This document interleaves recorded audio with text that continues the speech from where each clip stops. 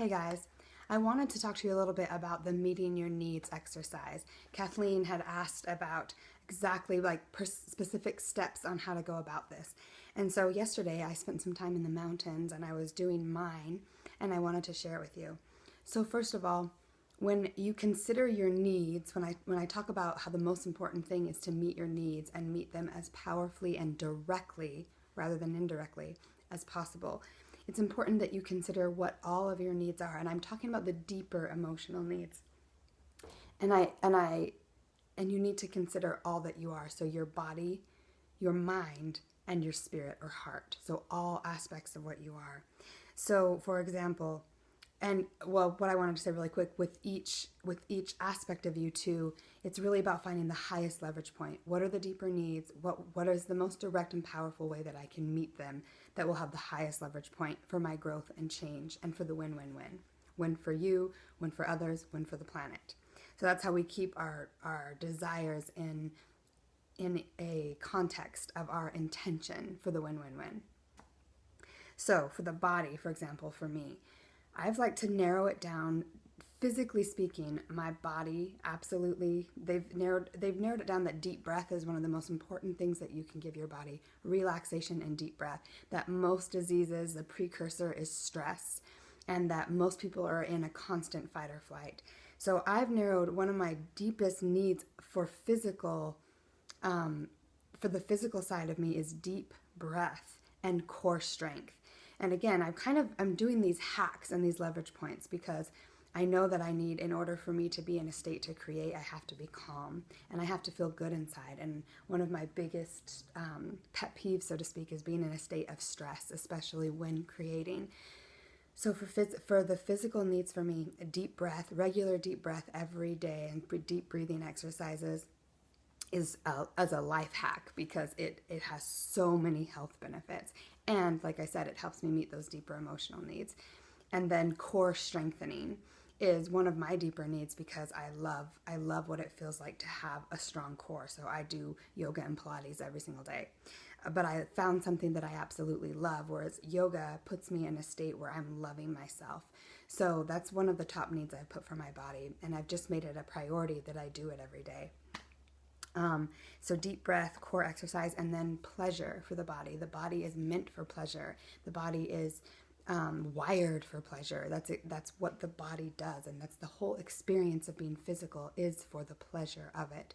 So people forget that our pleasure is our responsibility.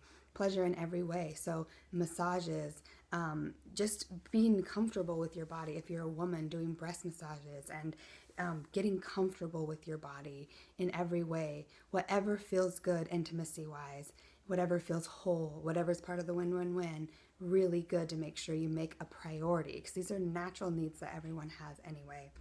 So when I move to the mind, now one of the things that psychology has proven is that negative reinforcement does zero to actually reform behavior.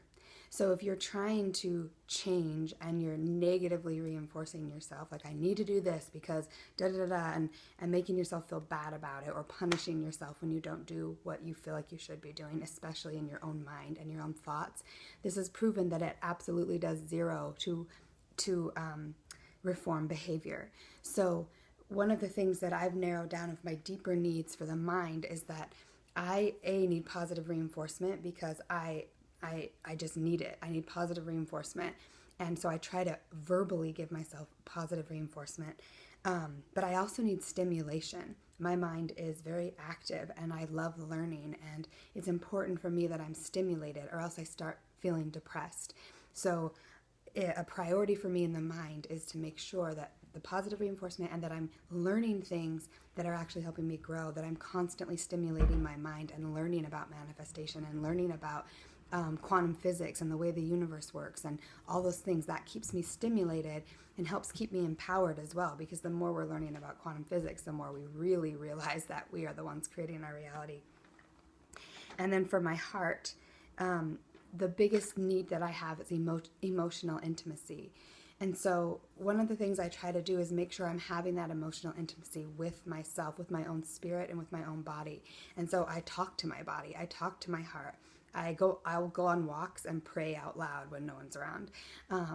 Or just, I try to be the best parent I can be to myself. I try to think of, if I were my daughter and I were going through this, my daughter were going through whatever I'm going through, or just in the space that I'm in, what would I want to give her? How would I want to encourage her? What would I want her to know? And I try to give myself that, which is a very powerful thing to do. And then I try to make it a priority to emotionally connect with people that I feel safe with, and with boundaries that feel safe to me.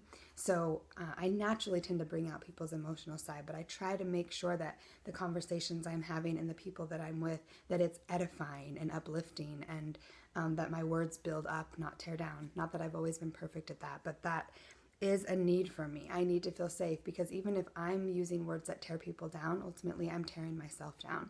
So I've learned that it's an absolute priority and deeper need of mine to speak words of encouragement, and words that are uplifting, and words that are empowering, rather than complaining and criticizing and tearing down. Although there is a place for all of those things. So those are the main needs that I've isolated. And like I said, I try to find hacks that will meet the need, but also be a leverage point for shifting.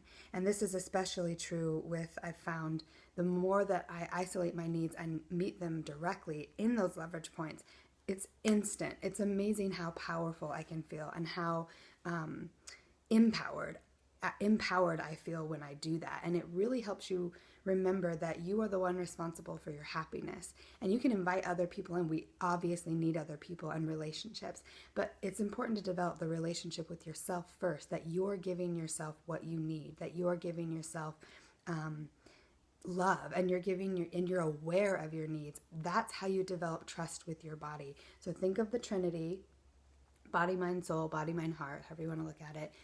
This is all aspects of you. So it's really important. I'm flashing the Illuminati sign here.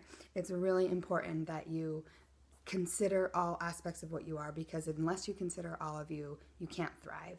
So I would love to hear how you isolate this down, and how you're meeting your needs this week. And next week we'll get a little deeper into the material. So I hope you guys are doing well. Please share whatever you want to share on the Facebook page.